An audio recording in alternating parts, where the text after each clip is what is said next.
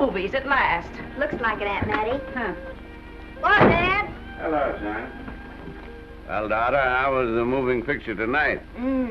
Lovely. Mice, that's what it was. Just a lot of mice. There wasn't anybody killed in the whole thing. No, well, then I'll stick to these. These don't talk. And that big cluck Norman Maine was in the picture tonight. Never does anything but kiss a lot of girls.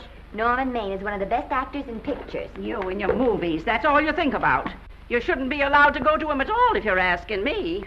Too bad I was so busy in the kitchen. I didn't hear anybody asking you. Hello, Granny. Hello, darling. But of course, no one ever listens to me. They do if they're within 10 miles of you. Gadding around picture shows. House all cluttered up with movie magazines. And the other day, I caught her talking to a horse with a Swedish accent. Now, sis, we're only young once, you know. Ah, Hollywood. You'd better be getting yourself a good husband and stop mooning about Hollywood. Do you know what she wants to do? She wants to go to Hollywood. I've known it all along. I've seen her making faces in the mirror and talking to herself. That's what comes of your movies.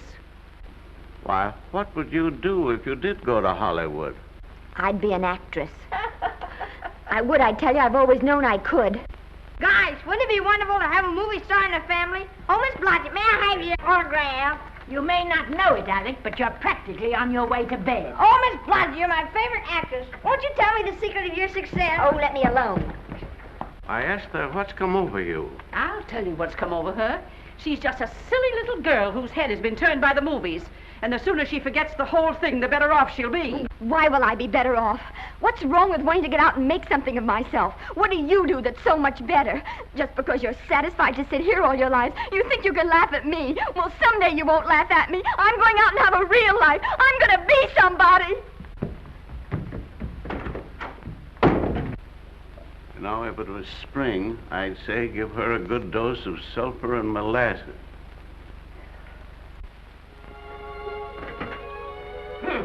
I thought I'd find you. Oh, stop that. Now, stop crying. That isn't going to do you a bit of good. Oh, I'm crying because Aunt Mattie and Alec make me so mad. Oh, Alec and Aunt Mattie. Fiddlesticks. They're not important. You're the only one that counts. Esther, everyone in this world who has ever dreamed about better things has been laughed at. Don't you know that? Oh, I suppose I do, but... But there's a difference between dreaming and doing. The dreamers just sit around and moon about how wonderful it would be if only things were different. And the years roll on and they grow old. And by they forget everything, even about their dreams. Oh, I don't want to be like that. I want to be somebody. Oh, yes. You want to be somebody. But you want it to be easy. Oh, you modern girls give me a pain. When I wanted something better, I came across those plains in a prairie schooner with your grandfather. Oh, everyone laughed at us as they did at all the other pioneers. They said this country would never be anything but a wilderness. We didn't believe that. We were going to make a new country. Besides, we wanted to see our dreams come true. Oh, Granny, it must have been wonderful. It was wonderful. But don't you think for one single minute that it was easy, Esther Blodgett.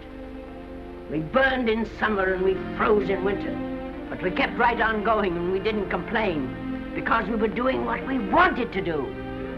Can you understand that? Yes, I can.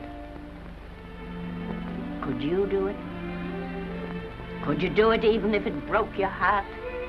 Because remember, Esther, for every dream of yours you make come true, you'll pay the price in heartbreak. Oh, I know what I'm talking about. You may not believe it, but I was a young girl once. And a very pretty young girl. A lot prettier than you are. And I was in love with your grandfather. And when some Indian devil put a bullet through him, I felt as if it had gone right straight through my heart, too. But I remembered all he taught me, and I went right on. I buried him out there in that wilderness with my own hands. And I went right on that same day. And I kept right on going, even when your mother was born. Oh, Granny, I want to make it worthwhile.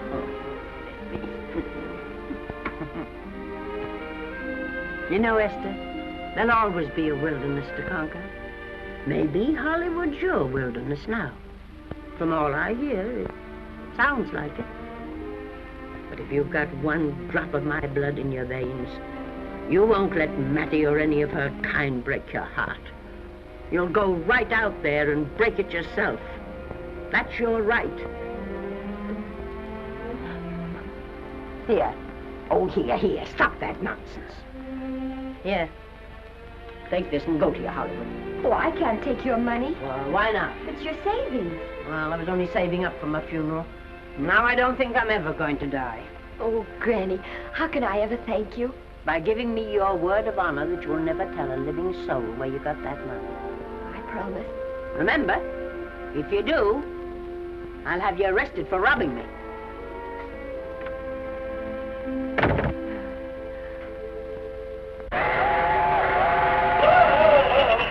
Here we are. I'll help you, Granny. Oh, I can make it, dear. Oh, my, it's cold. I kissed Dad goodbye. Just a little kiss. He didn't even wake up. I bet you didn't try that on your Aunt Mattie. Oh, Aunt Mattie. Think of her face when you tell her. I am thinking about it. I've waited for that chance for 30 years. Here she is, girl. Oh, thank you, Kirby. Good,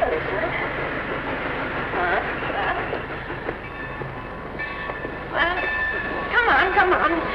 Here's your prairie schooner.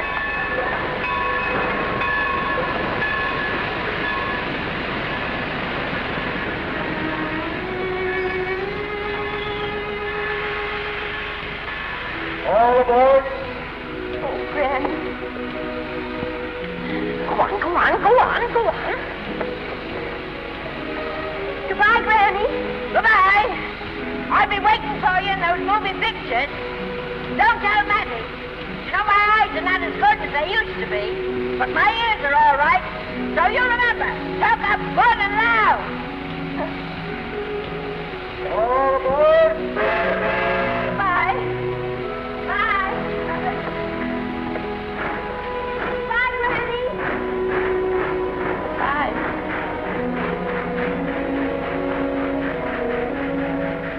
Do you want to go home now? I don't want to, but I will.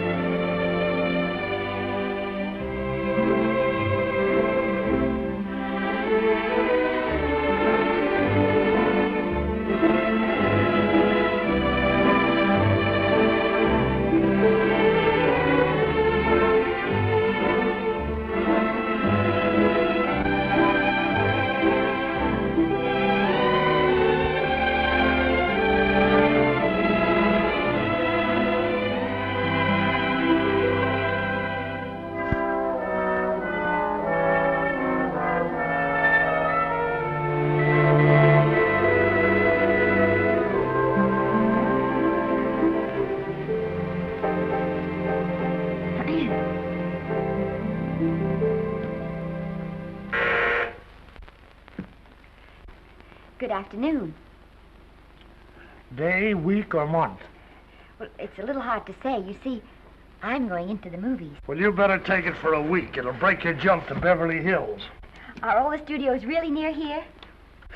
All except Gaumont British. I suppose the best way to get a job is to go straight to the studios, isn't it? Mm-hmm. I haven't any illusions, you know. I'm perfectly willing to begin with a little bit of a part, or even as an extra. $6, please, in advance. Oh.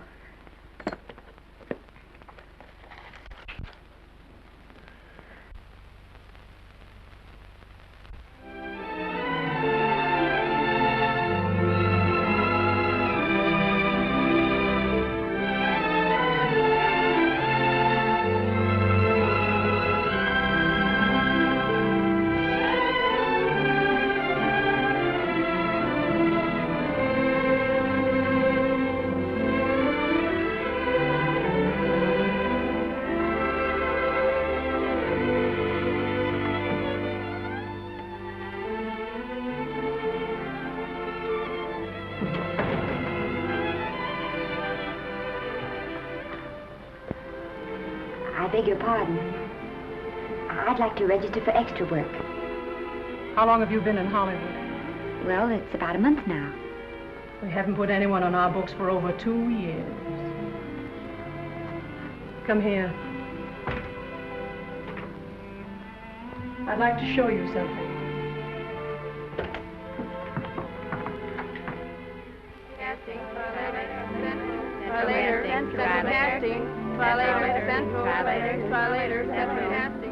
Every time you see one of those little lights flash, it's somebody asking for a job. Every time you hear them say, try later, it means there isn't any job. You can't keep the girls at the switchboard long. They go crazy. Every one of those little lights thought it was going to be a star. You still want to go in the movies?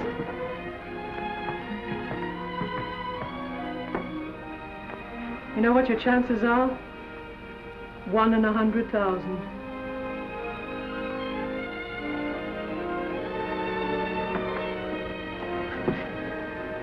But maybe I'm that one.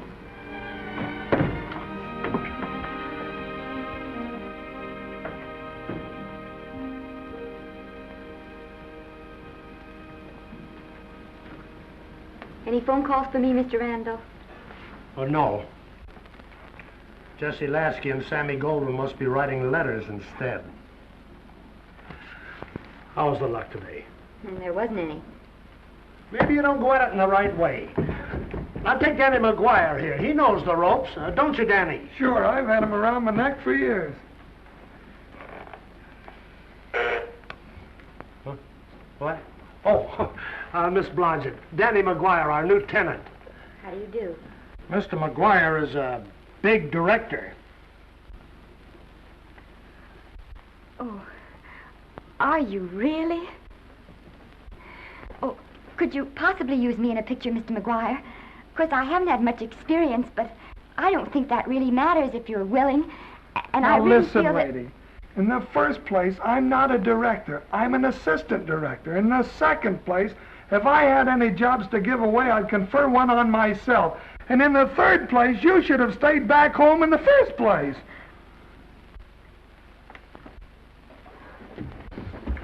Oh, now look what you've done. Hey, wait a minute. Hey, don't be that way. Don't do that. Gosh, I didn't mean to get tough, but a guy thinks he's being kidded when somebody asks him for a job and he hasn't got one for himself. After all, I'm not a big enough shot to hurt your feelings. I'm sorry. It wasn't just that. It was a lot of things. Looking for a job every day and never getting any nearer to it. I guess I was beginning to get a little scared. I know. Lady, do I know. Well, there's only one thing to do for that feeling when you're tired and sunk and down to your last nickel. Come on and I'll buy you a drink. Well, it's not as bad as down to the last nickel. I've still got $11 left. $11? You're going to buy me a drink. Come on.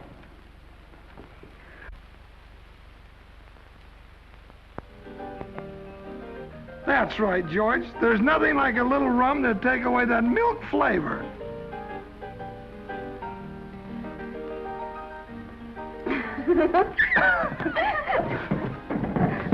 I beg your pardon. Certainly.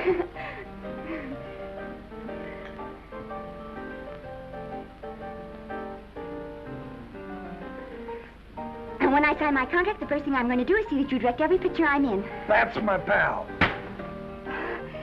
Of course, I'm going to be perfectly nice about it, but I'll just insist. Now that's the way to talk. Don't let them lick you. Oh, I should say they can't lick me. If they try anything like that, well, I just won't sign. Now that's right. What have you got to lose? Another one of these and we'll open our own studio.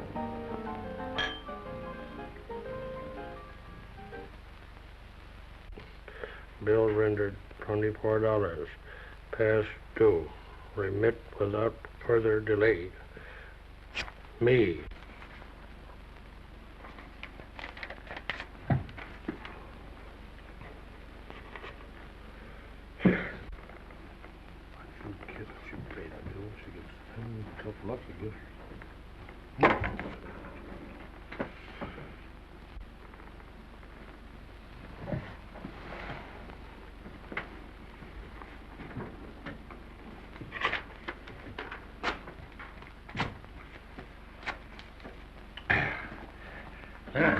Fifth race. Tri-cap. Who's riding tri-cap?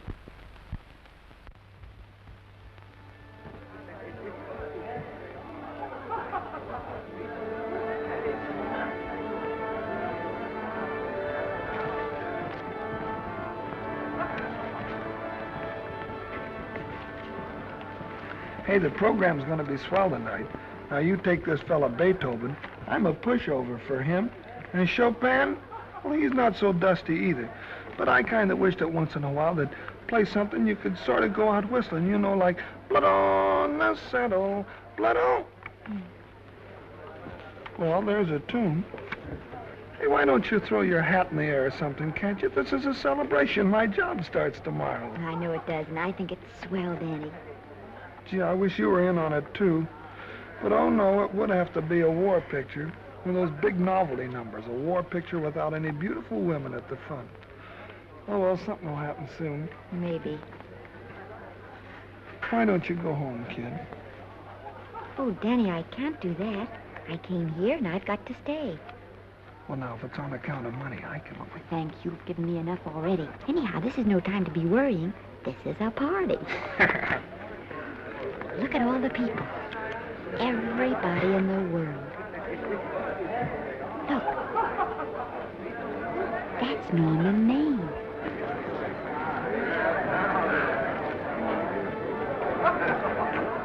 And he seems to have had that one extra cocktail.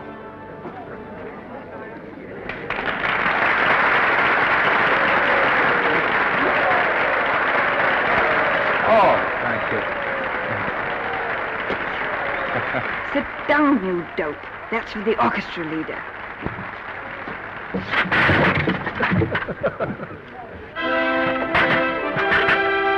All right. Hello, Norman. Oh, Mr. Maine. Mr. Maine, put your arm around Miss Regis. Arlo, this is The Hollywood Bowl. Oh, afraid of crowds. Go on, get out. What's the matter? You getting too big to bother with photographers? Don't want any pictures taken now. Oh, is that so? Well, supposing I take it anyway. If you do, I'll shove that brownie number 2 of yours down your throat. Thank you, Mr. Mayor. Norman, stop it! Stop it!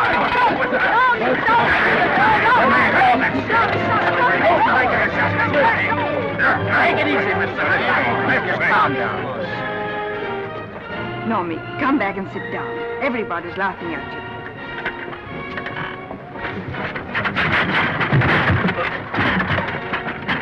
All right. Hi, Norman. Is he always like that? Well, I suppose he has to sleep sometime. Oh, and he's so wonderful on the screen.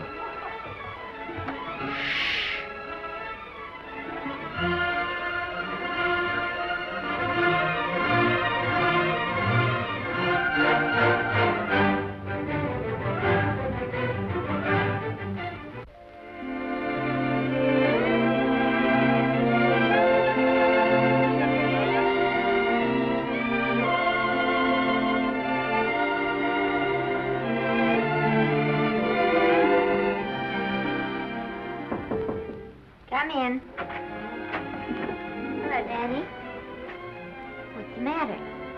Well, believe it or not, I got a job for you. Danny, that's wonderful. When do I go to the studio? Well, you don't exactly go to the studio. Oh, it's on location. Well, it's not exactly on location. But of course, I haven't any makeup. Will you tell me what to get and sort of help me put it on? Well, you don't exactly need any makeup. You see, it's not really a picture job. Well, it's being a waitress. Oh. Well, it's kind of a picture job if you look at it right. You said it was a waitress. Well, it's waitressing for Casey Burke, the big director over at our studio. He's giving a party tonight to kind of celebrate on account of finishing the picture, and he wanted me to get him an extra waitress, and it's $5. And I thought of you right away, Esther. That was awfully sweet of you, Danny. Well, there's going to be a lot of big people at Burke's house tonight, and I'll bet you there's any number of big directors, and if you're there, maybe they'll notice you. I could make them notice me. Sure you could, Esther. It's your chance. My chance.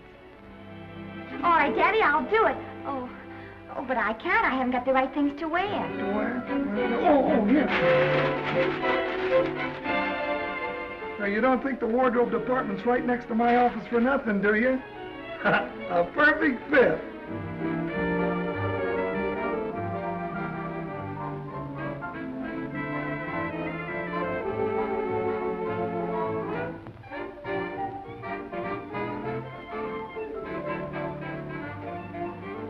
Did you get to the preview last night? I did. Would you like a little hors d'oeuvre? They are very nice. Oh, thanks. Well, what did you think of the picture? They should have saved it for Thanksgiving. What a turkey.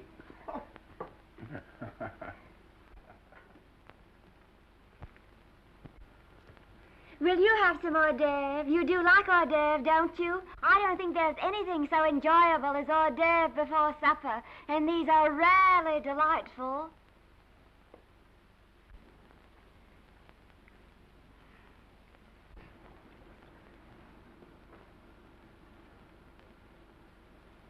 And at the finish, the kid turns around and sings the lullaby to its mother.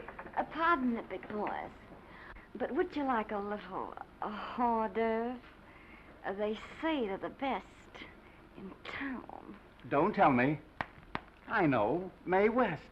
That's a great twist. But where are you going to find a 2-month-old baby that can sing? Hello, Oliver. Oh, hello, Casey. You want to fire me now or wait till you see the picture? I'm not a director anymore. I'm a male nurse. What's the matter with the picture? Guy by the name of Norman Maine. His work is beginning to interfere with his drinking. Oliver, don't tell me I'm to direct his next picture, too. Mm-hmm. You were my favorite producer. Now, wait a minute. You just go right on with your directing. I'll take care of these stars. I know how to handle them. I had a serious talk with Norman after that Hollywood Bowl occurrence, and you don't have to worry any more about his behavior. Excuse me, Mr. Niles. Mr. Libby of your publicity department is on the telephone. He says it's most important, sir. It's about Mr. Maine. Thank you. Oh, it's probably just some little thing. Of course, Oliver. I'll turn on the radio and see if they've called out the National Guard yet. Hello, Libby. What's the good word? Mr. Norman Maine, America's Prince Charming, was apprehended driving an ambulance down Wilshire Boulevard with a siren going full blast.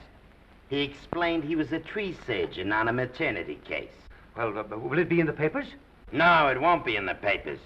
But that's a nice, expensive hobby of yours, keeping Mr. Maine's informal entertainments out of the public press. Oh, that's fine work, Libby. Try and see that no one gets to Norman. He's probably home sleeping it off. Oliver. Why can't you forget those dopes at the studio for one night? Business, business all the time. I don't know what's going to become of you. Norman! Why didn't you call for me? Well, by darling, why didn't I call for you? In case you've forgotten, I was supposed to come here with you. Oh, that's all right. I got here without any trouble. The only reason I don't slap your face. Yes, darling, I know. Hello, John. Oh, hello, man. What's the matter with Oliver? He looks as if he'd had bad news. Hello, Mary. What's the matter, old boy? Maybe I'm wrong. I guess I've been drinking too much lately. Oh, you ought to cut it down. It's bad stuff. Scotch and soda.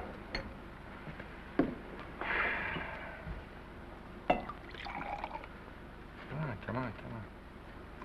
The word, you know, is pronounced when. Bad dialogue, Oliver.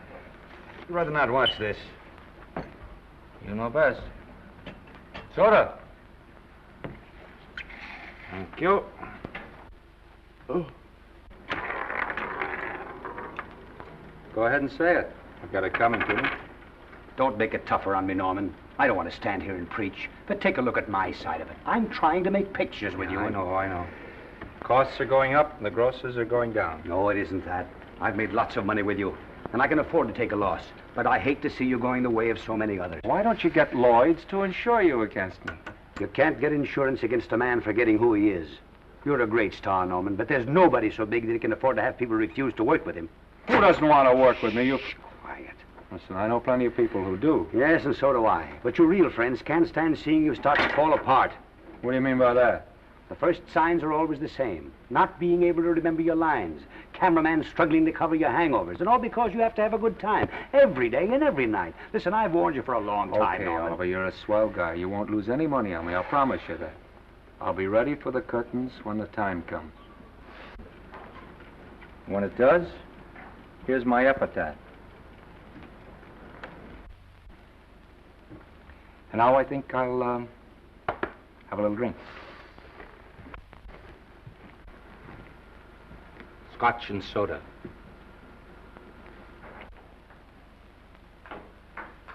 Scotch and soda. Oh.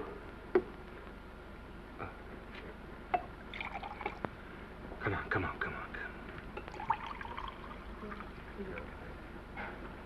A little soda? Caviar?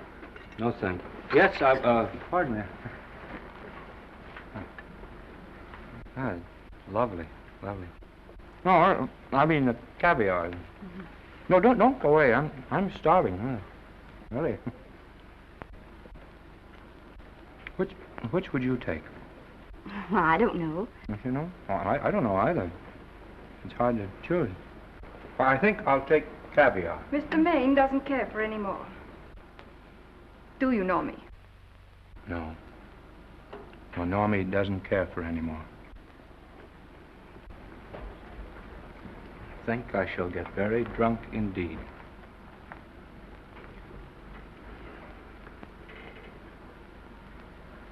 Scotch and soda. Sorry, I have something.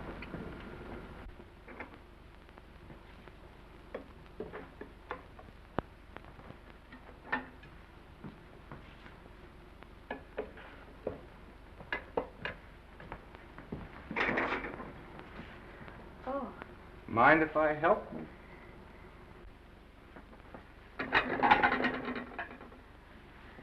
Won't they miss you?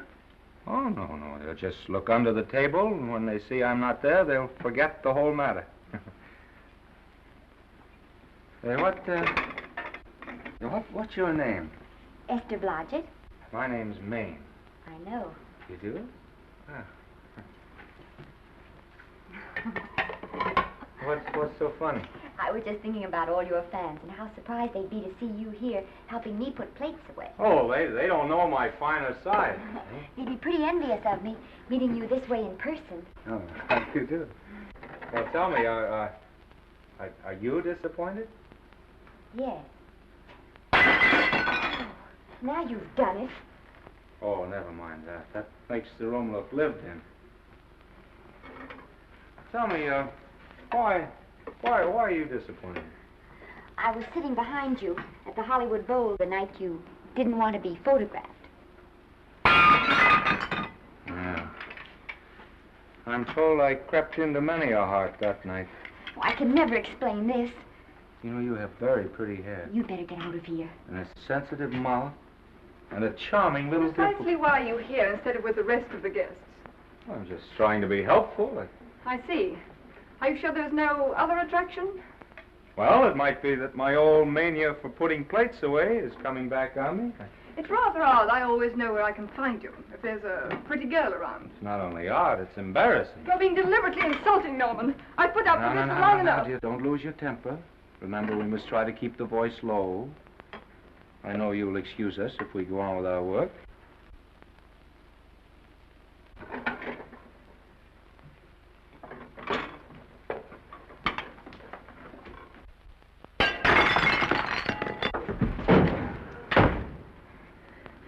Now see what you've done.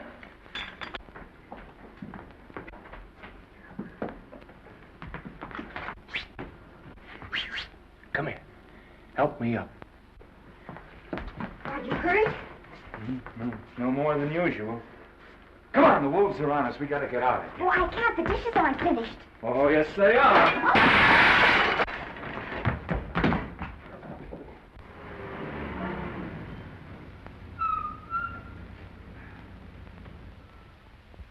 Well,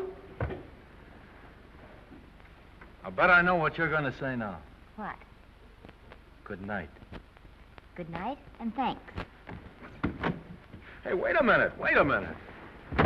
Hey, you realize that all I found out about you is that you're foolish enough to want to go into pictures? But why is it foolish? Look at you. Yeah, that's what I mean. No, I'd rather like to go into this matter a little more thoroughly. Oh, that's awfully nice of you. So why don't we go on up to my place and talk it over? Oh, no. Thank you very much, but I really must say good night. Good night. But you're not angry. No. I'm hungry. Well, why don't you go and get something to eat? Good night, Miss Blodgett. Good night, Mr. Maine. Wait a minute. Peter, the least I can do is to see you to your door. Will I see you again? I hope so. Has anyone ever told you that you're lovely? Well, now you know. Thank you.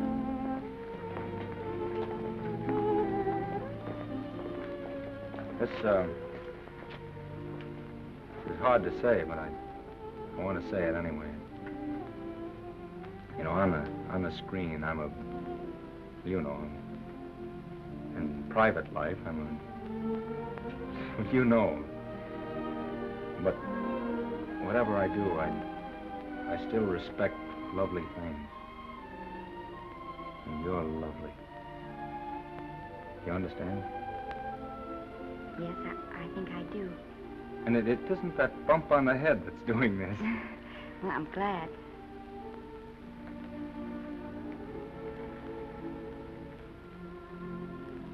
Good night. Good night.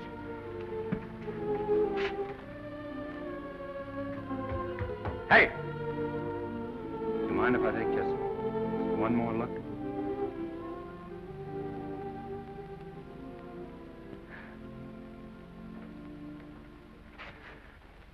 Go away. Quite impossible. I wouldn't even consider it. No.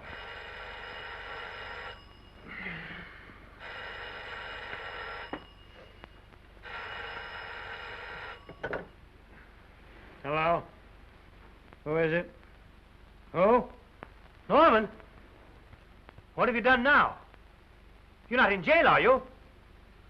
Oh. Yes, I see. Oh, it's that again. I see. She's beautiful. Yeah, I know. You want me to give her a screen test? Yeah, certainly. She's got wonderful possibilities. Oh, you know she's got something. Well, you knew all the other ones had something, too. Oh, no. I tell you, Oliver, she's got that sincerity and honestness and a... sincerity and honestness that makes great actresses. Oliver, I am so sure of this girl that I want to take the test with her myself. Listen, Oliver, you've worked hard. You're entitled to a break. You get...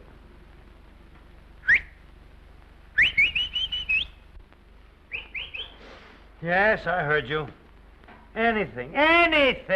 Yes. Yeah. Oliver, look. You try to get a little sleep now, old man. Right. All right, boy. Good night. Let's go. Now tell us.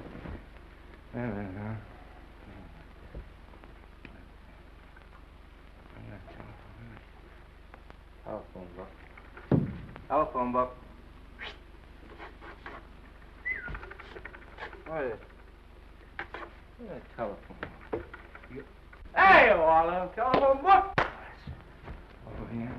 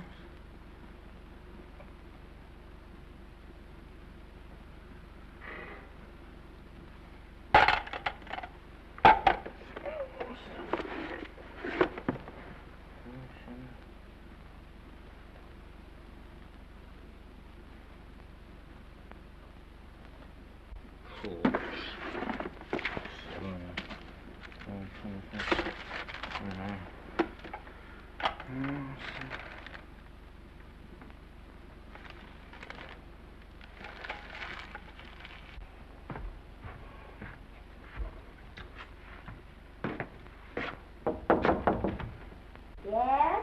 Telephone. For me? Some drunk trying to be funny says he's Norman Maine.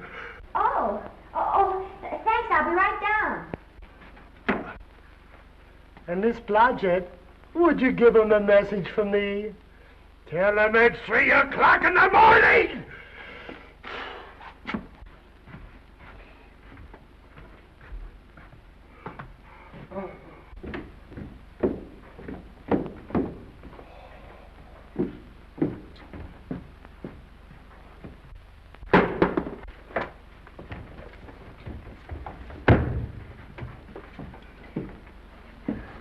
Hello?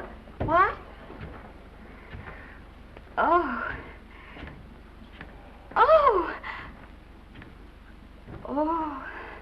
Oh, yes. I'll be there. Oh, thank you.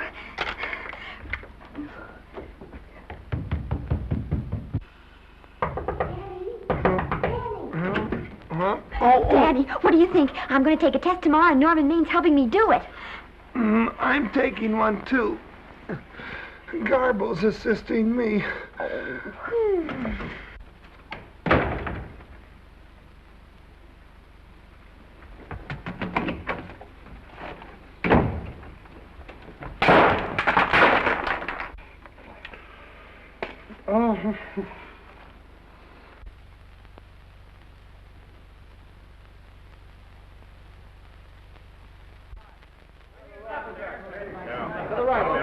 Move that Golo in. Put a silk on that broad. No, the Yankee. Is this light too hot for you, Haley? Okay, but cut down on your back light. Put a double on that 90. Bring it down a little. That's it. Now pull it. Pull down on that 150. Get pulled down on that 150.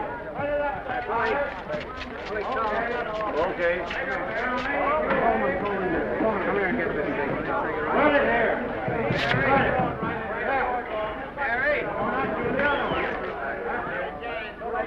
Bring me an apple box. Listen, gentlemen, please, if you don't mind. This is just a test. Ready, Mr. Burke? All ready, Mr. Burke. Ready, Mr. Burke. Ready now, Mr. Burke. All ready, Mr. Burke. Ready now, Mr. Burke. All ready, Mr. Burke. We're ready, Mr. Burke. All right, let's take it. Quiet! Quiet! Quiet! Quiet! Ready, Norman? Yeah. You ready, miss, what's your name? You'll soon know your name, Esther. The whole world's going to know it. But I'm so scared. Maybe I better not try it today. Oh, come on, now don't be foolish. They all had to go through this. Harlow, Lombard, Myrna Loy, and now Esther Blodgett. All right. I'm ready. This is the take. Rolling. Quiet. Dave.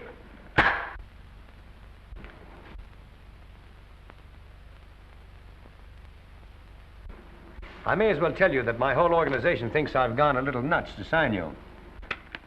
Well, maybe they're right. I've been nuts before. You see, all the experts seem to think that your type is a little mild for present-day taste.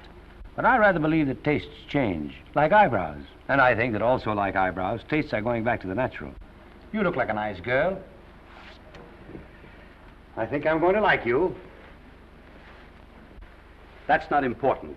I think the public will like you. That is important. Oh, yes. I see what you mean. I mean, I know it is.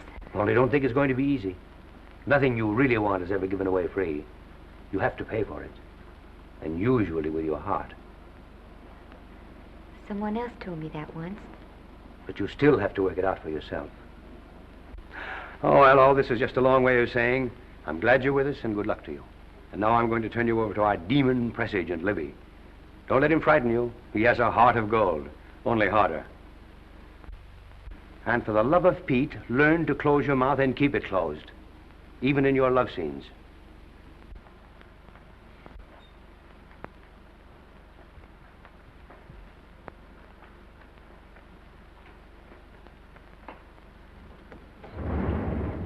Are you a Russian? No, I was born in Fillmore, North Dakota. Oh, no. First saw light of day in a mountain cabin, a trapper's hut, high up in the Rockies. Go on. Well, I always wanted to be an actress. Dreamed of footlights as Lonely Kitty. Are you sure there's no Russian in your family? Positive. That's a shame. Well, what does your father do? He's a farmer. Social registerite father. Fed up with hypocrisies of 400, sought wilderness for consolation. There amidst the mountain flowers, he raised another blossom.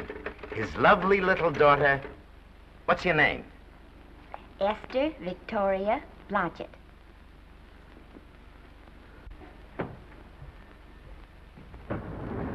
Greatly appreciating your attention in this matter, very truly. Do you know what her name is? Esther Victoria Blodgett.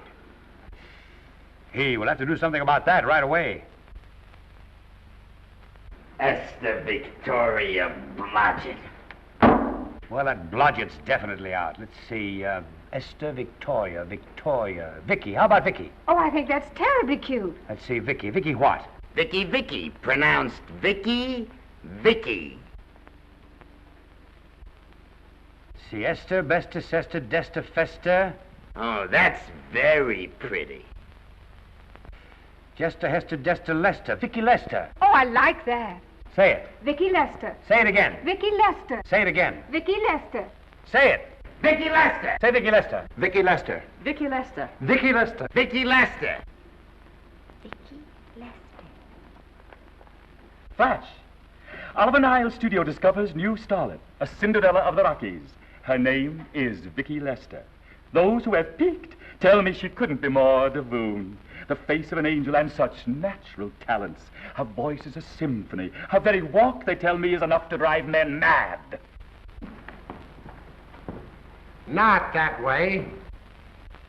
Get the lead out of your feet. Lift them up.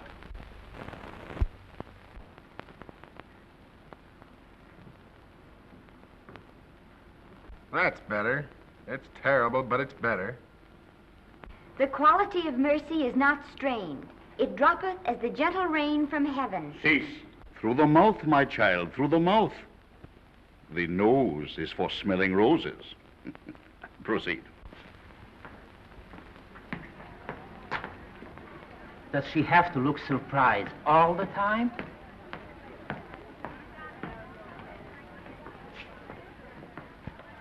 Anyway, it's just a rough sketch. Pretty small mouth, eh? Oh, well. Give her that Crawford smear.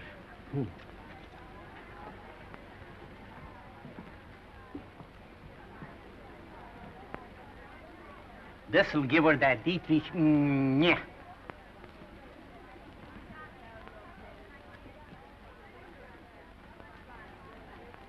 We're on the wrong track. She still looks surprised.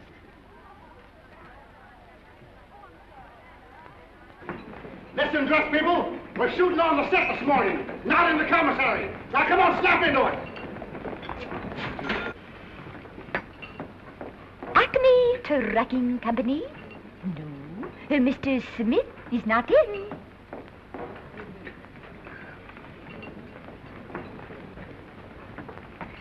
Acme Trucking Company. No. Mr. Smith is not in.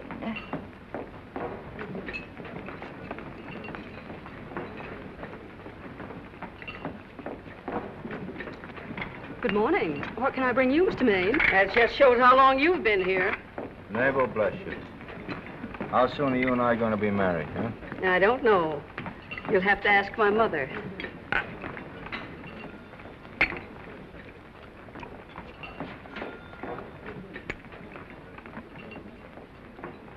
Acme Trucking Company? No, Mr. Smythe is not in. Acme Trucking Company? No, Mr. Smith is not in. Acme? No, Smith ain't in.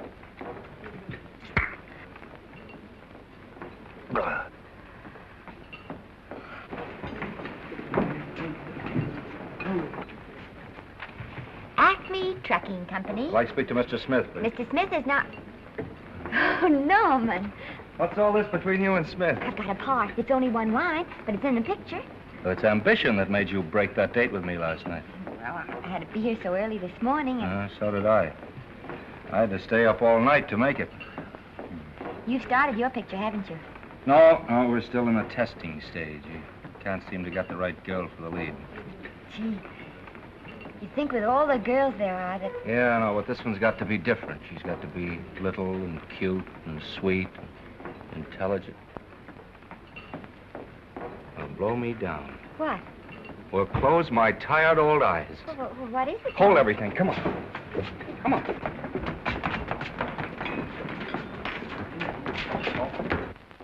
Well, you've been through the whole casting directory. I work day and night, Mr. Niles. And I'll work with her, Oliver. And I can be mean or nasty or anything you want, Mr. Niles.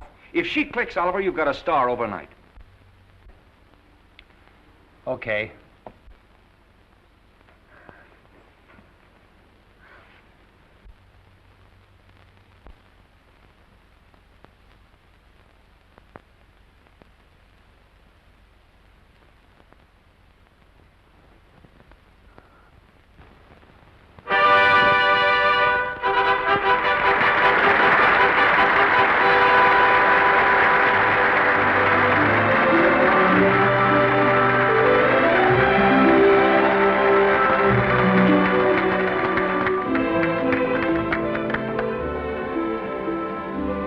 Wait till you hear them at the end of the picture.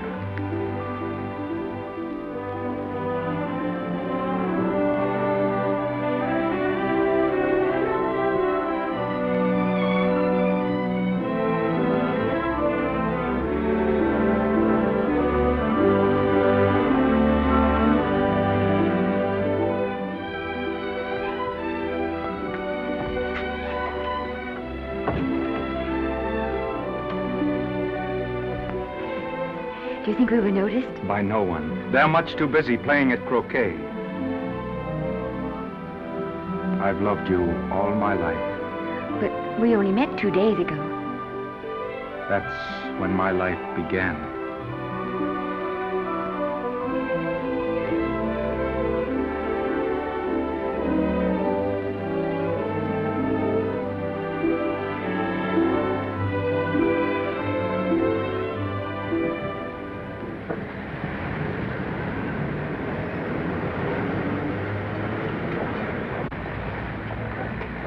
Hey, she cute? You know, I think she's the same type I am, don't you? I think she's sweet. Well, it's Vicki Lester's picture, all right. I think she was much better than he was. These producers are so horribly dumb. They won't know how good she is. Well, maybe it's because she's a good girl. No, Maine's not so bad, but it's Vicki Lester they'll go to see. Isn't she, darling? I think she's the most precious little thing I've ever seen. The knockout, Libby. You might mention that when you write your review. That Lester kid's a gold mine. Didn't you like Norman Maine? Was he in it? Libby, I'm afraid we have another hit. Huh? It's in the bag, neatly tied up with beautiful pink ribbons. Say, where are Norman and Vicki? I don't know. I thought you had them. I wish they'd come. We're having a party at the Trocadero.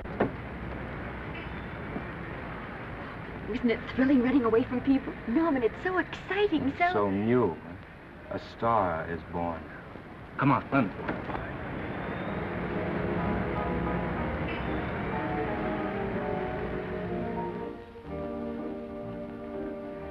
It's wonderful, isn't it? A crazy quilt. Oh. It's a carpet that's spread for you. It's all yours from now on, you know. Come, Esther. You're a success. You'll have everything in the world you want. I hope it'll make you happy. Hasn't it you? But then there was one thing I never had. Lots of times I told myself I'd found it, but I always knew I was lying. Still, I never stopped looking for it. Maybe it'll come. Well, I think it has come, Esther. I only wish it went too late. Oh, but it's not too late. Oh, you can't throw away your life the way I've thrown away mine and have anything left that's good enough. No. You can. Norman, you can. You mustn't tell me that, Esther. I'm so afraid that I'll believe it.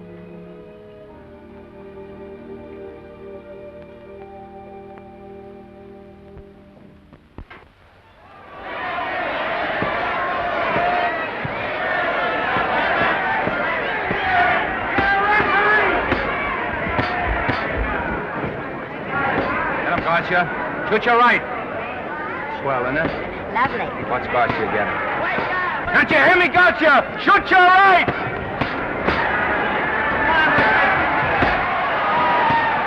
He's down! Garcia got him! Garcia got him! He did, didn't he? Yeah, but he'll be up, though. You like it? Sure I did. You like me? Sure I did. Ooh, that reminds me. Will you marry me? No, thank you. Come on, Garcia, finish him. Why won't you marry him? Wasn't that dependable? Hey, shoot your right! Throw away your money? Break him up in there. Break him up. Drink so much. Well, suppose I quit drinking. Yes? Come on, Garcia, shoot the right in there. The right! Suppose I save my money. Yes? There he goes! Let him have it! Suppose I became absolutely dependable on all occasions. Yes?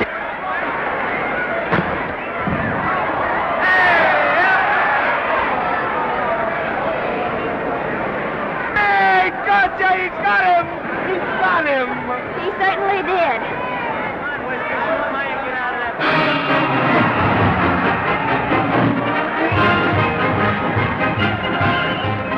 Gee, that's a beautiful fight.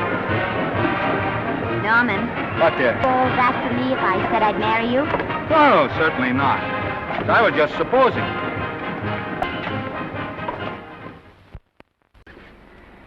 We're going to be married. Guess I didn't read that line right. I'll try it again. We are going to be married. Both of us. Yeah, to each other. What do you think of that? Well, when? Where? Well, we thought we'd elope in the conventional manner. What's the matter? It's trying to decide whether it's good for the studio. Is it? It is. And bless you, my children. When's it going to happen? Oh, we thought we'd just sneak out sometime. We're not telling anyone but you. Listen to this. The screen's ideal romance blossomed into breathtaking reality today when Vicki Lester and Norman Maine, America's dream lovers, slipped quietly through the portals of holy matrimony. How does it sound? Horrible. But you see, we're going to elope. Sure you are. It'll be the biggest elopement this town ever saw. We'll get a tie-up with the Army, have you escorted all the way down to Yuma by 20 of their new bombing planes. Is he going with us? Don't you think we can work this thing out better alone? No sense in bothering the happy couple with all the details. I'll see to it that you get a carbon copy of the whole layout. I can hardly wait. I'm sorry, we didn't realize that we were in the way. While you're settling the details, you don't mind if I take this woman out and buy her a ring, do you? Sure, go ahead. We want everything legal. That's a charming match. A nice girl like Vicky, and public nuisance #1. Now, wait a minute, Libby. Norman's all right. And if you'll pardon my pointing, Vicky's business is her own. It doesn't require any comments. I wasn't making any comments. I just said it was a rotten shame. You'll go ahead and plan the elopement. Oh, that elopement stuff is out. You can't get any scope in that. We're going to have a wedding. Where'll we have it? Customary place, I believe, is a church. Nah, it's been done. This has got to be something big. The beach. I can visualize it. The bridesmaids in bathing suits. 20,000 Santa Monica school children spelling out the word love. It's a novelty, but is it big enough? Why not the city hall? A police escort of every motorcycle cop in town. Sirens screaming, confetti pouring out of buildings like the Lindbergh reception in New York, only on a big scale. What's the matter? Isn't it big enough? And now if any man can show just cause why these two may not be lawfully joined together, let him now speak, or else hereafter forever hold his peace. Do you, Alfred Henkel, take this woman as your lawful wedded wife? Will you love, comfort, honor, and keep her in sickness and health as long as you both shall live? I will. Do you, I beg your pardon, do you, Esther Blodgett, take this man as your lawful wedded husband? Will you obey, serve, love, honor, and keep him in sickness and health as long as you both shall live? I will. Place the ring on her finger. Hurry, please. Now, by virtues of the power invested in me as Justice of the Peace of San Bardo Township, County of Los Angeles, I pronounce you man and wife.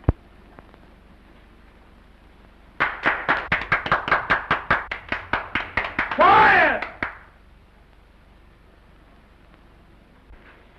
And now I must exercise my prerogative of office. I hope you'll be very happy, Mrs. Hinkle. Thank you. Thank you, sir. Oh, Thank you Danny. very much. Now, if you'll please sign the license. Oh, yeah.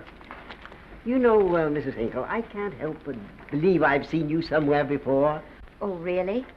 Well, I believe this is the first time I've ever been in San Bardo. You know, your face is familiar, too, Really? Mr. Hinkle. There you are, sir. Thank you very much. Oh, thank you, sir. Thank you.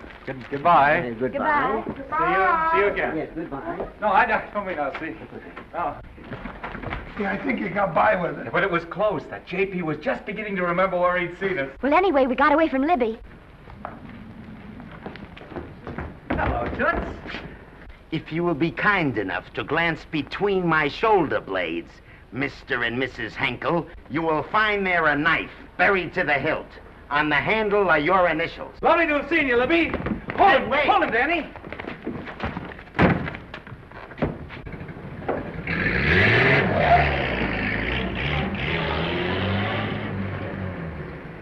There go a couple of rats I raised from mice. Well, they got a right to get married, haven't they? I haven't got any right to double-cross the public, and I haven't done it yet. Hey! People versus Porky Washington, who is charged with violating Section 600. Young man, you're in contempt of court. Operator, get me the Los Angeles Tribune. I've a good mind to put you under arrest. Wait till I make the score. You wait, too. Tribune, give me the city desk. Johnny, this is Matt Libby. I got a flash for you. Norman Maine and Vicky Lester were married at 2:30 this afternoon. Vicky Lester? Court recess.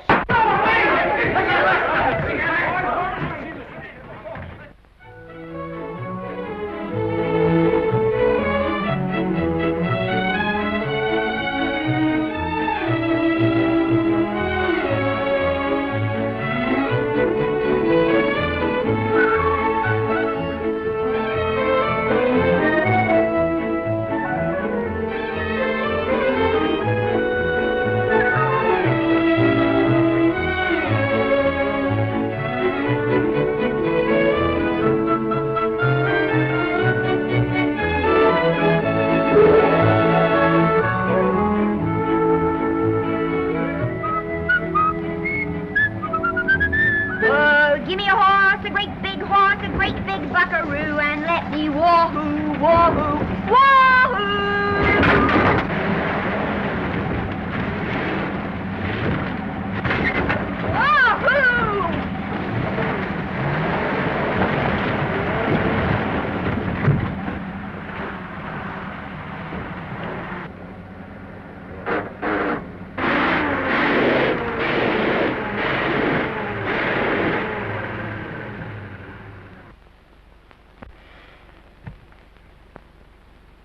Wahoo! Hey, Wahoo. I don't want to sound immodest, but I think I've stripped a gear. Well, sit down, won't you, and let's get acquainted. We'll probably be seeing quite a bit of each other from now on. Well, might just as well break the ice now as later.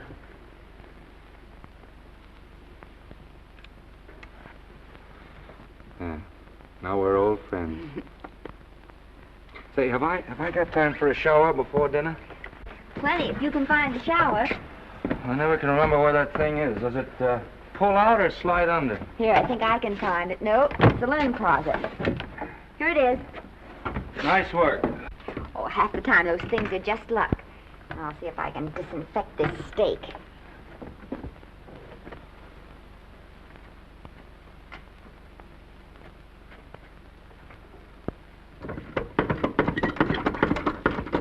Esther, there's no soap. Here. Thank you. Oh, and Esther. Yes, dear? I'll need a washcloth. Oh.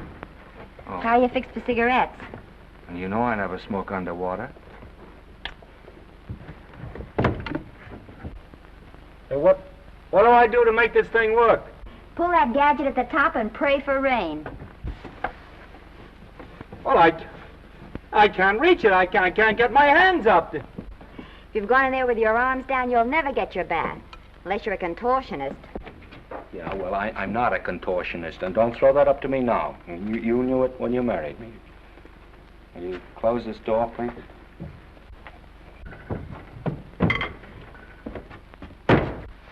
Thank you.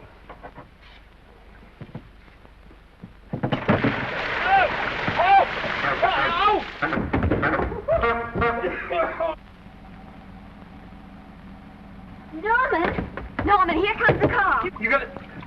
Huh? Here, quick. Quick what? Quick, go out and stop them and ask for help. Oh, I'll catch cold. Oh, you'll get warm again. Yeah, don't, dear. They'll recognize me. Now, if you keep your face down, go on. There may not be another car for a week. Well, Howdy, partner. Howdy. Stuck? Yeah, how'd you guess it? Can you get us some help? Well, I reckon not. You know, it's a long way to town. We're pretty busy down at the place. Well, I got to get out of here. I've got my wife with me. Don't she like the country? No, and we're short of food. There's a lot of game in them woods. You know, well, my wife can't shoot. Well, you're sure up against it. Sorry I can't do anything for you. Well, wait, listen, I'll be frank with you. I'm Norman Maine. Who? Norman Maine. Well, my name's Judd Baker. Glad to have met you. Well, so long. Hey, wait a minute. Listen, you don't... So you're Norman Maine.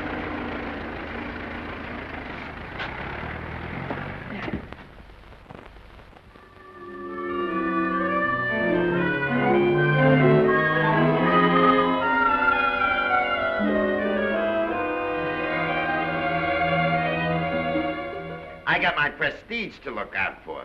I'm supposed to be the best publicity man in the racket, and they laugh themselves sick when I even try to get a decent mention of Maine. Yes, I know how sensitive you are, Libby, and I don't like to see your feelings hurt. Thanks, boss. Now, Vicky, there's a dish for free space. But if Maine swam across the Pacific, the papers would keep it a secret. Well, the exhibitors don't like him, the critics don't like him, the public don't like him, and I don't like him. Who likes him?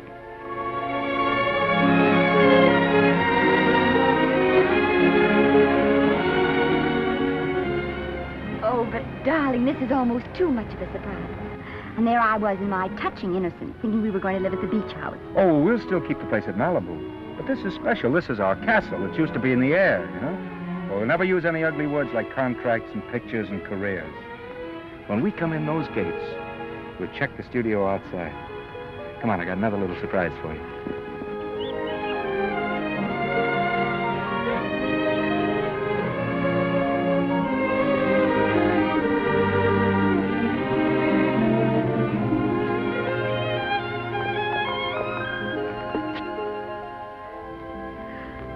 Norman, it's lovely. So are you lovely. The whole world's lovely. Hey, hold it!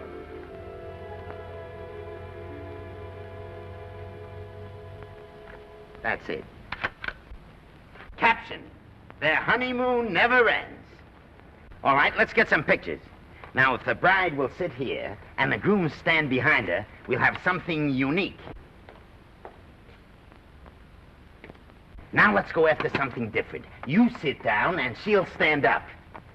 Pretty radical, isn't it? Yeah, but in a nice way. Okay, Otto, fire. Caption: their honeymoon begins anew. Ah, the producer. Caption: their honeymoon ceases abruptly. Hello, Oliver, glad to see you. Norman, I'm glad you're back. Thank you. Vicky, how well you're looking. Hello, Oliver. Am I interrupting? Yes, thank you. Just want a couple more pictures. That's enough of both of them. What they're asking for is exclusives of Miss Lester. Alone. Oh, I see. Well, come on, Oliver, let you and me get exclusive. See you later, Vicky. Oh, don't worry, Otto. My camera smashing days are over.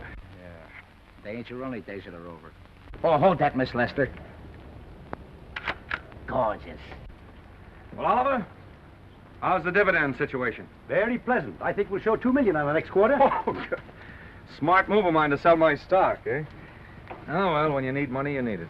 Well, some people save up for just such an event. You know, there's bound to be a rainy day occasionally. Yeah, but as a citizen of California, I've always refused to admit that. Yes, I know, but still it does rain. Well, anyway, you can thank me for some of those dividends of yours. Mm-hmm. Oh, can't you? Oh, sure. That was a little too quick, Oliver. What's the matter? The Enchanted Hour was a smash hit, wasn't it? Well, it made Vicky a star overnight. Yes, it should have. What about me? Oh, let's talk about business at the office, Norman. Beautiful pool you have here. Beautiful. Oh, now let's talk about it here. Didn't they like me? Well, maybe the part wasn't just right. That was the best part of the year. Look, Oliver. You think I'm slipping? Can you take it? Yeah, go ahead. The tense is wrong. You're not slipping. You've slipped.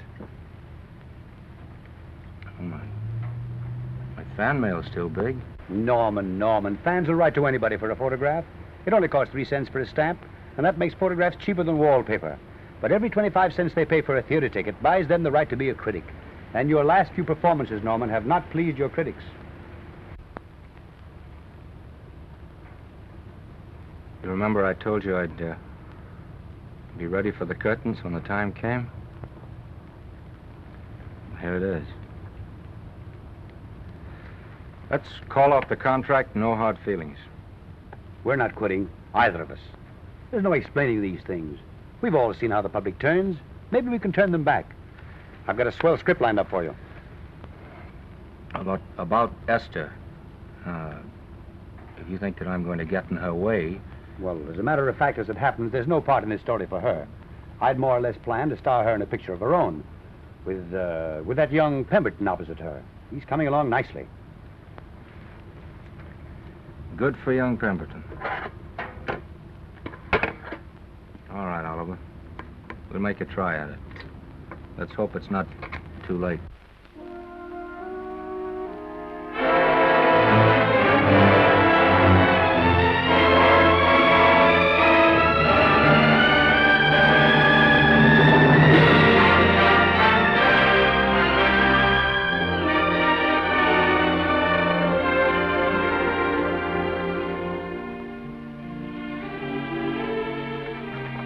No argument.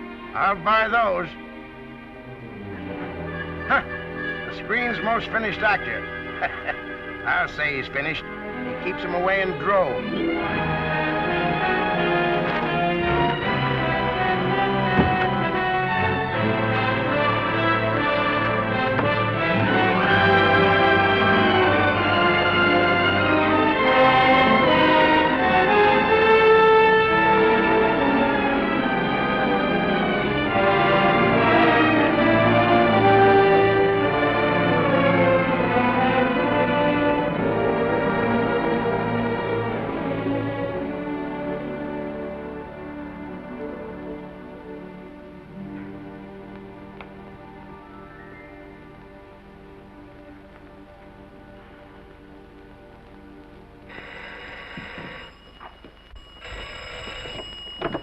Hello?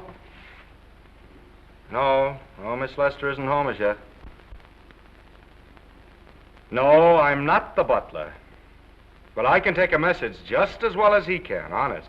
Oh, is that you, Norman? Swell. Listen, Norman, this is Artie Carver. Hiya, kid. Swell. Say, I hear you're through with Oliver Niles. Is that on the level? Oh, please, Artie. I'm not news anymore. Forget it. Say, what kind of a settlement did you make on your contract? Give me a figure so I can do a story on it. There was no money involved. We just called it quits. Okay, I'll fill in my own figure. Say, by the way, I've been trying to get an interview with Vicky for 2 weeks, but she's always busy. How about you giving an old pal a break by speaking to her for me? Sure, I'll ask her. Swell. So long.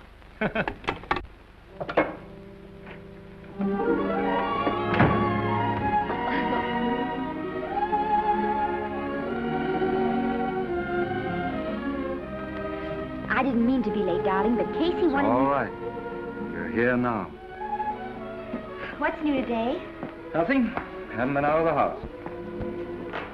Let's go somewhere tonight. No. You're tired. We'll stay in. I'm not tired, really. Oh, yes, you are. You've got a hard day ahead of you. Anyway, I see so little of you, I'd like to have you to myself. Oh, but it's the servants' night out. We haven't any Yes, we have. I fixed a little snack with my own lily white hands. I'm learning to cook in my spare time. Then I think I'll marry you. Oh, I get it. You want to make an honest cook of me. Comes in on wheels in this joint.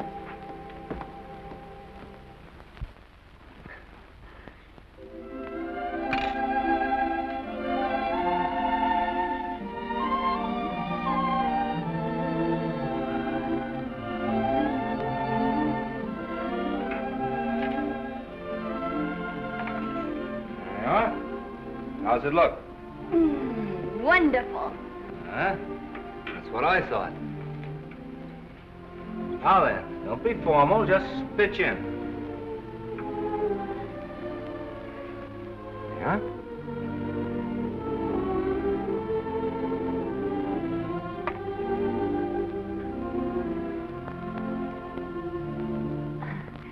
I'm afraid my mouth's not quite big enough.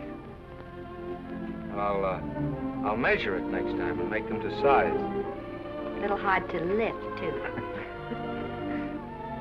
In fact, I think I'll take those measurements right now.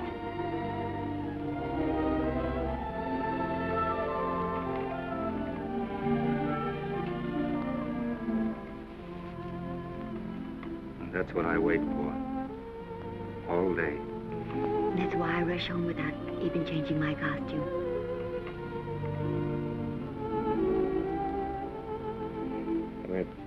We're forgetting that we're hungry. Would you like a sandwich? Thank you. I still have a little work on this one.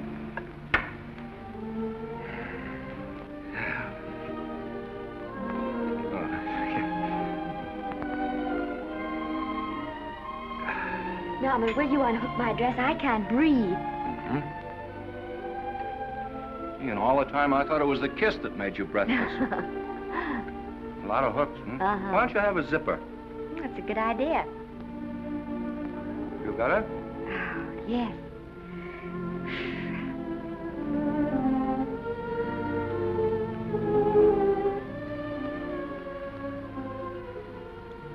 Don't look now, but I think that guy on your left is in love with you. I hope so.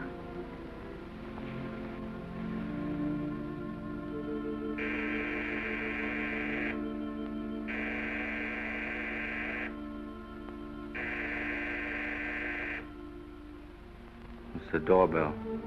Is it? Maybe they'll go away. Oh, I never do at a time like this. Here. Just a minute, dear. I'll be right back.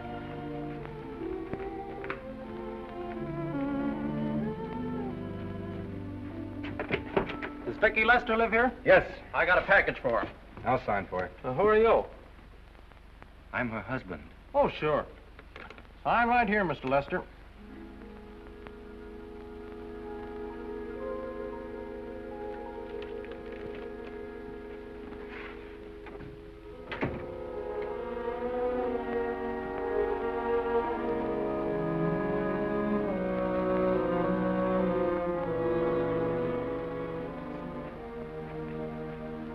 package for you.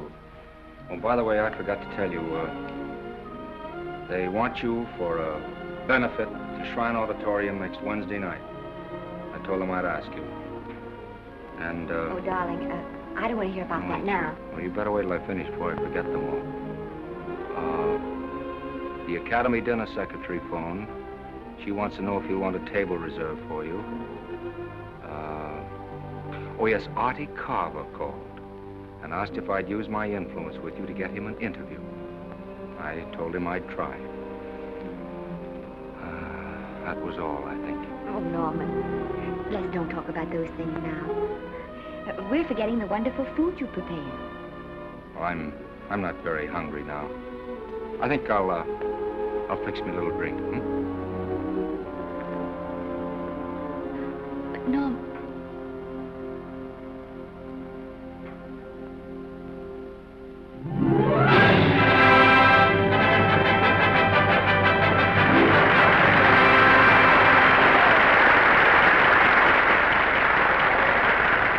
Norman would come. Oh, stop worrying. And think how nice that statuette's going to look on your mantelpiece. Do you suppose anything's happened to him? But of course not. He's just been held up in traffic. You think about that statuette. And now we arrive at the climax of the annual dinner of the Academy of Motion Picture Arts and Sciences, the highest award within our power to bestow. We have already applauded with our hearts as well as our hands, while awards have been given those gentlemen who during the past year have rendered distinguished service to the motion picture industry. We now pay honor to the ladies, or rather to one lady. We offer to her the Academy Award for the finest performance of the past year. She has already had the world's acclaim, but this is the tribute of her fellow workers, the men and women of this industry. It is not only my pleasure, but my privilege to present this award to the actress who created the unforgettable Anna in Dream Without End, Miss Vicki Lester.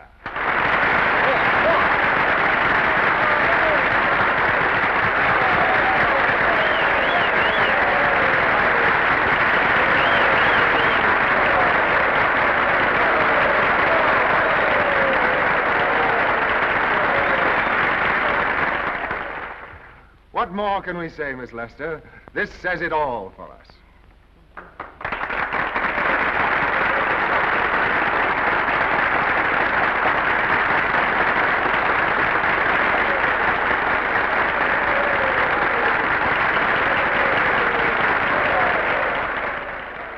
Ladies and gentlemen, when something like this happens to you, and you try to tell how you feel about it, you find that out of all the words in the world, there are only two that really mean anything. Thank you. All I can do is to say them to you from my heart. All I can do is to keep on saying them. Hey, that's fine. Oh, this thing. That's a very pretty speech, my dear. Very pretty. You said the right thing. I want to be the very first one to congratulate you on that valuable little piece of bric-a-brac. Now I want to make a speech. Gentlemen of the Academy and fellow suckers, I got one of those once for a best performance. They don't mean a thing. People get them every year. What I want's a special award, something nobody else can get. I want a statue for the worst performance of the year. In fact, I want 3 statues for the 3 worst performances of the year, because I've earned them. And every single one of you that saw those last masterpieces of mine knows that I've earned them. Libby, start the music. What I'm here to find out is, do I get them or do I get them? Now answer yes or no.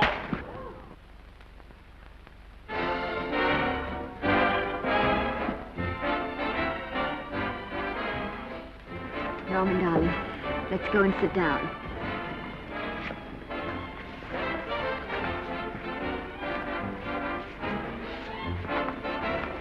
Come on, Norman, sit to that. Glad to see you, Norm. Hello, Norman.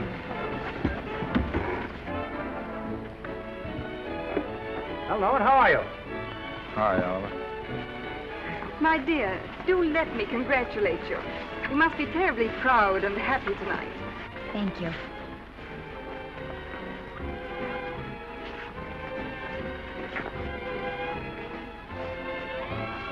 Somebody give me a drink.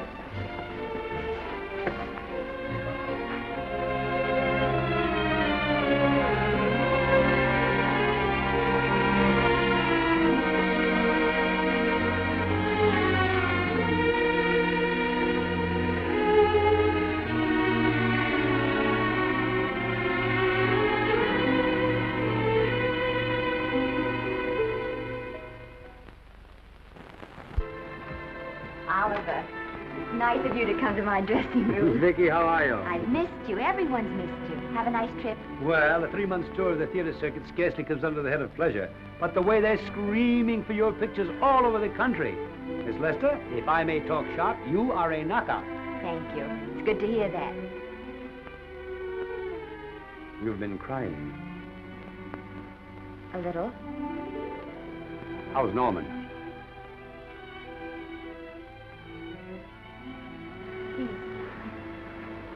Well, he's trying awfully hard, Oliver. Letting Norman leave this studio was the hardest thing I ever did. There was nothing else I could do. I know. Has he been... Is he all right? He's gone to a sanitarium. He really wants to stop drinking. And I think he could only... Well, perhaps if he could start working again, it would be some encouragement. Oh, Oliver, could you do that? Yes. Oh, thank you. But he mustn't ever know I told you. He won't know, and you mustn't worry. I want you to keep up your good work in this picture. I'll try, Oliver. That's the one thing I can do for you.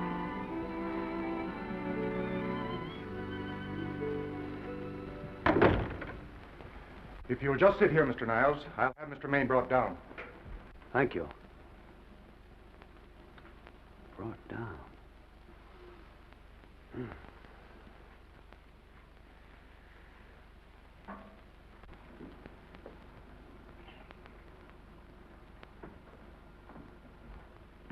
Hello, Oliver. Welcome to Liberty Hall. Hello, Norman. Well, no, Mr. Niles isn't slipping me a case of scotch, Cuddles. This is just a handshake. This is Cuddles, Oliver, my social secretary. We go everywhere together. How are you feeling, Norman? Fine. Getting along remarkably well, Cuddles tells me. He says you ought to see some of the boys. Let's sit down. Yeah. Cuddles, we really don't need you. Touching, isn't it? Can't bear to have me out of his sight. Are you comfortable here, Norman? Comfortable. It's positively luxurious. They even have iron bars in the windows to keep out the draft. How much longer are you going to be here? Oh, well, I'm really cured now. I'm just staying on for an extra week or two to get in good shape, you know. After all, there's no particular hurry to return to the cameras. That's what I wanted to talk to you about. I've got a script with a fine part for you in it. Gee, Oliver, that's great. That's great.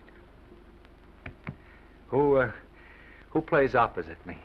Well, it is not exactly the lead. Young Pemberton's doing that. But I tell you frankly, I consider your part better than the lead. Oh, I see. It's better than the lead. Well, of course, it isn't terribly long. But it's one of those parts that makes an impression on you. They'll be thinking about you all through the picture. Mm-hmm. Well, the thing is, Oliver, I'm pretty well set at another studio. I'm not at liberty at the moment to tell you which one. You know yourself how those things are. Of course. But it's a big picture. He's one of the biggest of the year. Mm-hmm. And the part. Every actor in Hollywood would give his teeth to play. See. Well, that's fine, Norman. Naturally, that will tie you up for a while. But we won't get to this picture for some time. And perhaps, if you want to consider it for later on, well, we'll be... I'll tell you, Oliver, you'd better not count on me. See, I've got several pictures lined up after this one, and they're talking to me about England. You know, they're doing some very interesting things over there, you know. Mm-hmm. Hey. What is it, Cuddle? Speak right out. We all love you. Your dinner. Oh, yeah, we dine at 5:30 here. It makes the nights longer. Well, goodbye, Norman. I'm glad to see you getting along so well. Be out in no time. I'll have to introduce myself all over to a lot of people. They won't know me when I'm not drinking. Goodbye. Goodbye, Norman. Thanks for dropping in. Yeah. Well, Cuddles? Alone at last, eh?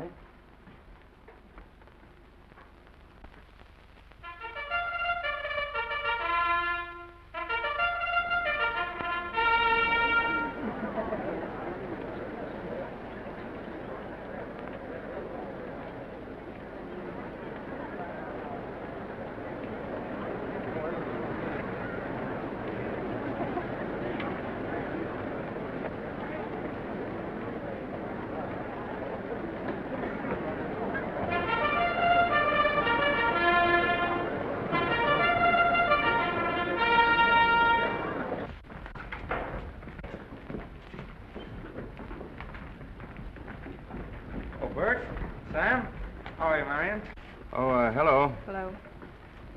Hello, Normie. Glad to see you. How I hate to run into these has-beens. They give me the creeps. Me too. He was good while he had it. And he had it quite a while. Hello. Hello, Mr. Maine. I haven't seen you in a long time. Oh, I've been resting. Ginger ale, please. Ginger ale and what? Ginger ale and ginger ale. A new leaf? A whole new book. Thank you.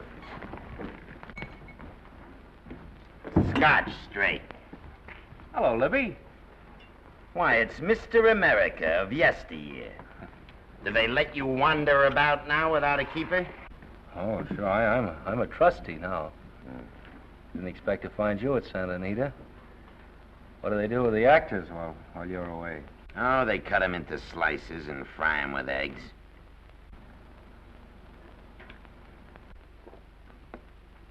I suppose you'll be here all the time, now that you've retired from the hurly-burly of the silver screen. Well, we're living down in Malibu now, and pretty lonesome with Esther away working all day. Well, I wouldn't squawk about that if I were you. It's nice to have somebody in the family making a living. Oh, wait a minute, Libby. I don't want to forget that we're friends. Friends, my eye. Say, listen, I got you out of jams because I had to. It was my job, not because I was your friend. I don't like you, and I never have liked you. Nothing made me happier than to see all those cute little pranks of yours finally catch up with you and land you on your celebrated face. Where do you work, Libby? Always wait till they're down, then kick them. I don't feel sorry for you. You've fixed yourself nice and comfortable. You can live off your wife now. She'll buy you drinks and put up with you even though nobody else will. We're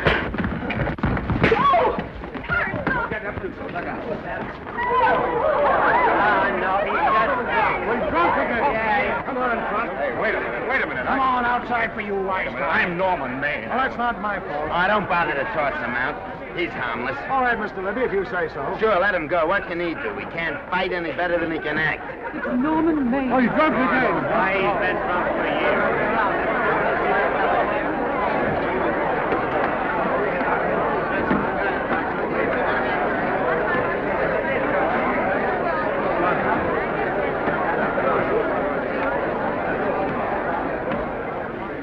Give me a scotch. Double. Leave the bottle here.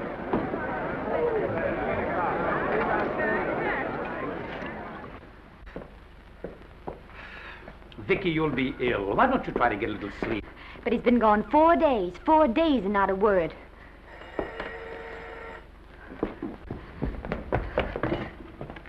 Oliver, I can't. I just can't. Hello? No, this is Oliver Niles speaking. What? Where? Thank you. What is it? Nothing. Oliver, tell me. He's in the night court. He's been arrested on a drunk charge. Now, he's all right. He isn't hurt. I'm going right down and get him out. I'm going with you. Vicky, it isn't any place for you, and if it gets in the papers, What do there'll I be... care about the papers? I'm going with you.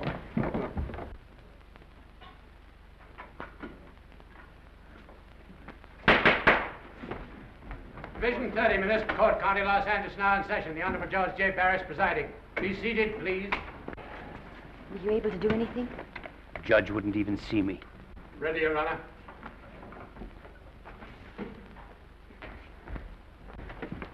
I want to advise you that you're entitled to be represented by counsel, to be confronted by the witnesses that may testify against you, to compel witnesses to attend on your behalf to a public and speedy trial by the court or by a jury, and the right to be admitted to bail. Call the first 5. Gregory, Bales, Kane, Rodriguez, Johnson. Come on, boys, step in. Go ahead. Move along. William Gregory. Yes. Plain drunk, picked up at 5th in town. Asleep in the gutter. 14 similar offenses in the past 6 months. Still at it, Gregory. How do you plead? I don't feel so good. I didn't ask you how you feel. I asked you how you plead. Guilty, I guess. When did you get out the last time? Just before Christmas. Well, I'm sorry you'll have to miss New Year's, but you'll be out in time for Washington's birthday, 60 days. Milton Rails. Plain drunk, picked up on Brooklyn Avenue, given treatment at receiving hospital, then removed to jail. How old are you, Rails? 17, sir. Did you take a good look at those men in the cell with you last night? Yes, sir. And have you taken a good look at yourself this morning? Oh, no, sir. Well, I suggest that you do. $5 or 2 days. Sentence suspended. Oh, Judge, Alfred Henkel, more commonly known as Norman Maine. Drunk and disorderly. Cracked car into tree at Sunset and Coronado. Evidently been drinking for days. Resisted arrest and injured one of the arresting officers. How do you plead? Guilty. You're Norman Maine, the actor, aren't you? You've come pretty low, haven't you? There isn't a man here who's had the advantages that you've had. Look what you've done with them. You're nothing but an irresponsible drunk, driving about the streets with the power to inflict death or injury on innocent people. I think we'd better deny you that power for a while. 90 days in the city jail. Please wait.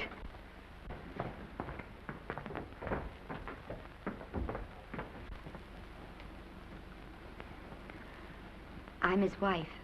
Yes, I recognize you, Miss Lester. Please, Judge. I promise you this won't happen again. I'll be responsible for him. If you just won't send him there. You realize that this man, when drunk, is obviously a menace to public safety? And you realize, too, Miss Lester, the responsibility you'll be assuming to this court and to the Commonwealth? I do. Sentence suspended. Prisoner remanded to custody wife. Thank you.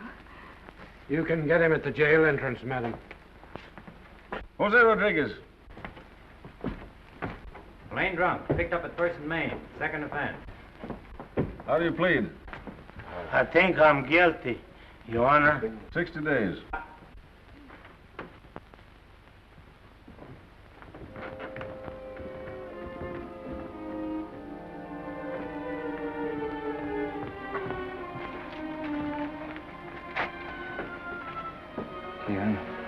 I'm so tired. Hold it, Mr. Maine, for picture.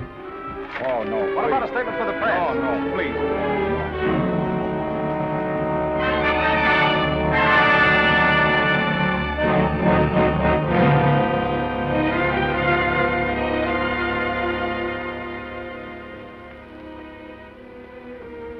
He's still asleep.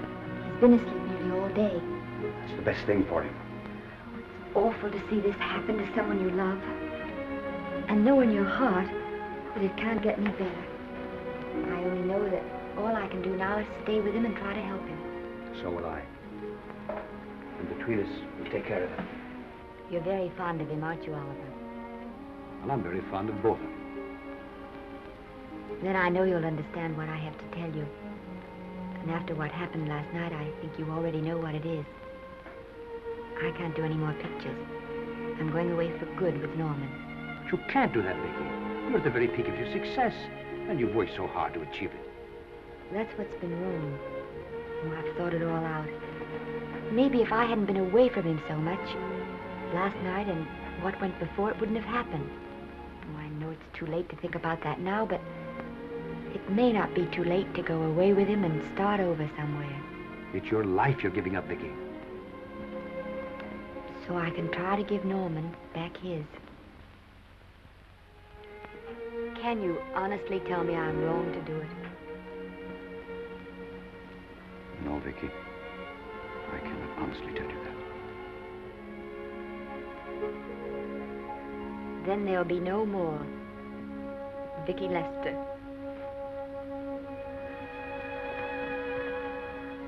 Come on, walk to the door with me.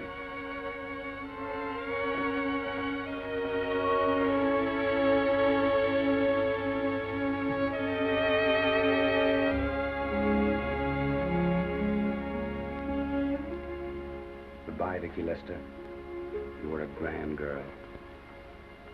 Good luck, Mrs. Norman Maine.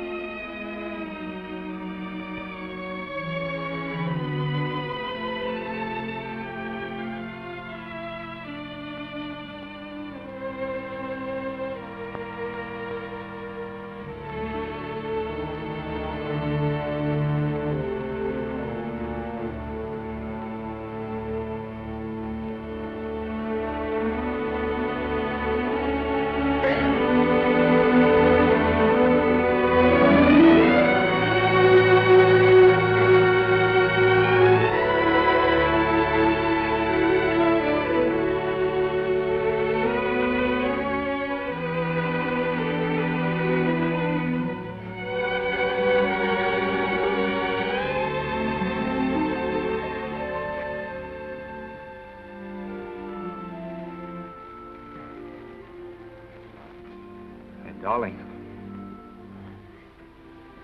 this is Maine coming in to apologize again. Oh, I'm sorry, dear, but it isn't you. What other troubles have you got? None. I was just playing a scene with myself.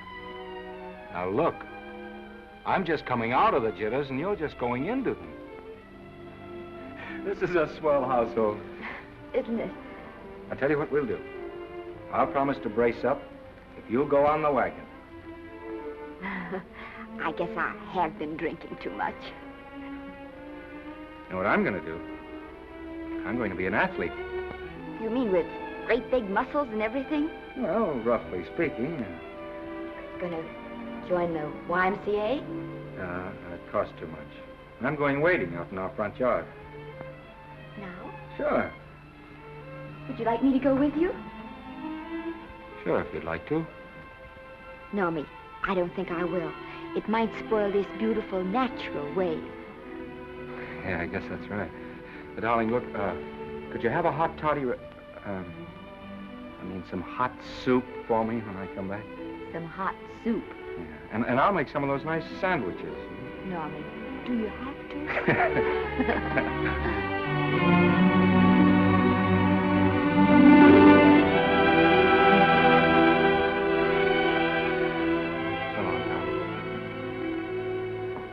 Now, don't stay in too long.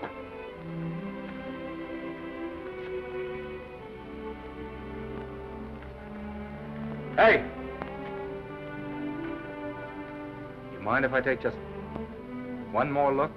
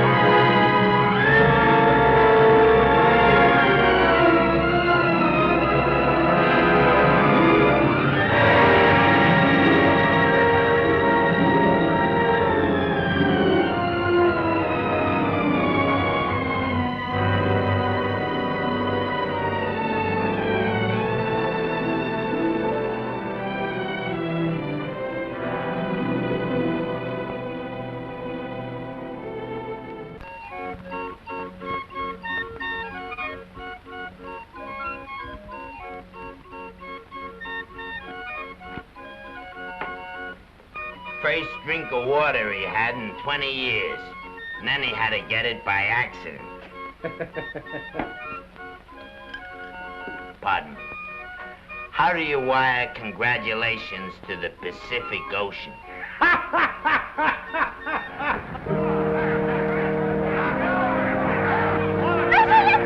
Oh, you can't see her face. Hello, Vicky.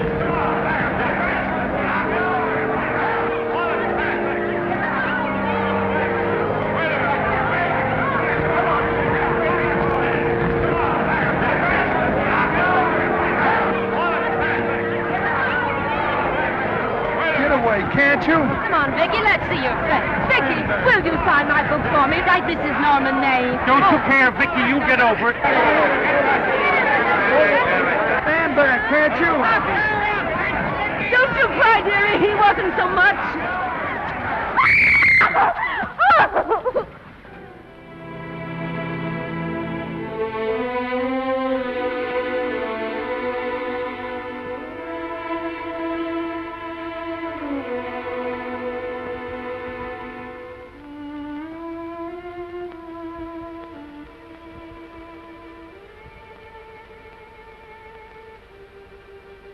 Do you mind if I take just one more look?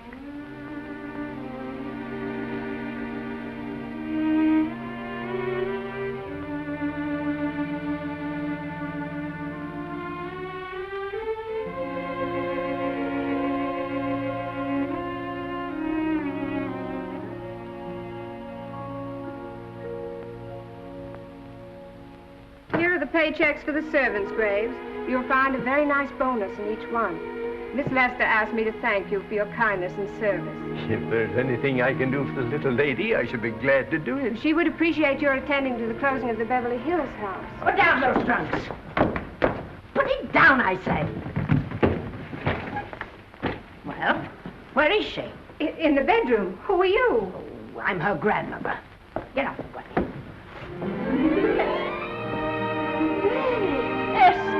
Granny, darling. Oh, I'm so glad to see you. What made you come? Oh, I know when I'm needed. Now get out of here. Go on, get out of here, all of you. I want to talk to my granddaughter alone. I came just as quickly as I could. But I'm going home. I sent you a wire yesterday.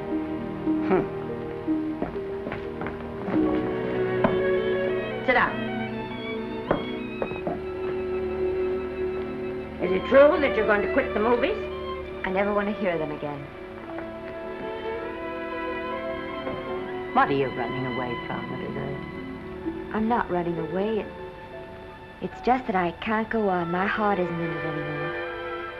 Once I told you, if you get what you want, you have to give your heart in exchange. And you said you were willing. Do you remember? I remember.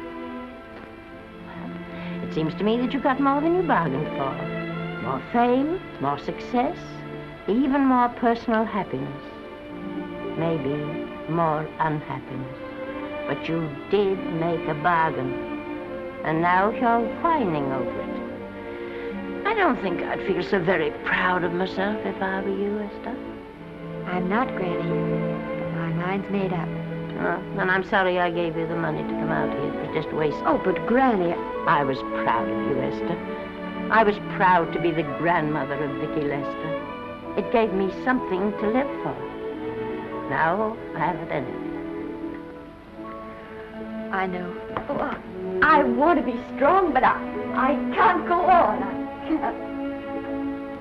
You must. Tragedy is a test of courage. If you can meet it bravely, it will leave you bigger than it found you. If not, then you'll have to live all your life with a coward. Because no matter where you may run, you can never run away from yourself. I never knew Norman Maine. He wrote me a very sweet letter when you were married. He said you told him how much I meant to you. And I know just how much you must have meant to him. You know, Esther, I can't believe that wherever he is, he can be very happy, knowing that his death broke the spirit of the little girl he praised me so highly for raising. And I can't believe that he can be very proud, knowing that all his great love did for you was to make you a quitter. The car is ready, Miss Lester. We'll have to go now to make the train.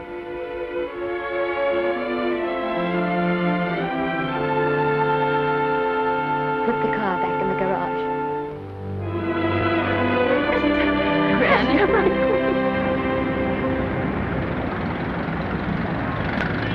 The entire picture industry has come to the Chinese theater for this opening tonight. It has come to pay tribute to a great star on her long-awaited return to the screen in what has been called her greatest performance. It has come to pay tribute to the girl herself. The girl who has won the heart of Hollywood. The girl who has won the heart of the world. Miss Vicki Lester. And if I'm not mistaken, Miss Lester's car has just driven up. Yes, it is she.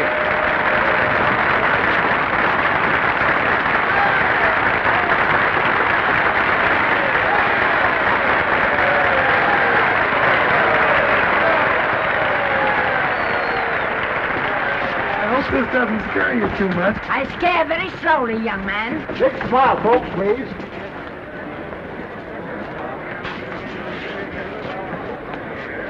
They'll have your mug.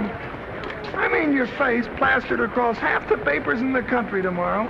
How do I look? Oh, you look swell. You're a liar, but I like you. And here's Miss Lester's grandmother. Won't you say a few words to the radio audience, please? Say something, Letty. You know, we've got a thing like that back home where they all listen in on, but we call it a party line. Won't you say something, please? They're listening. Maybe some of you people listening in dream about coming to Hollywood. And maybe some of you get pretty discouraged. Well, when you do, you just think about me. It took me over 60 years to get here, but here I am, and here I mean to stay. Thank you very much.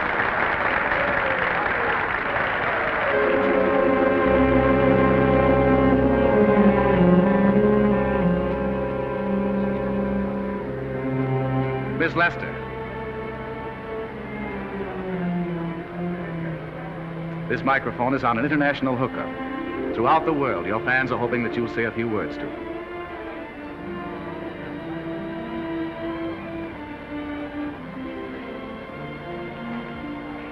Hello, everybody. This is Mrs. Norman Maine.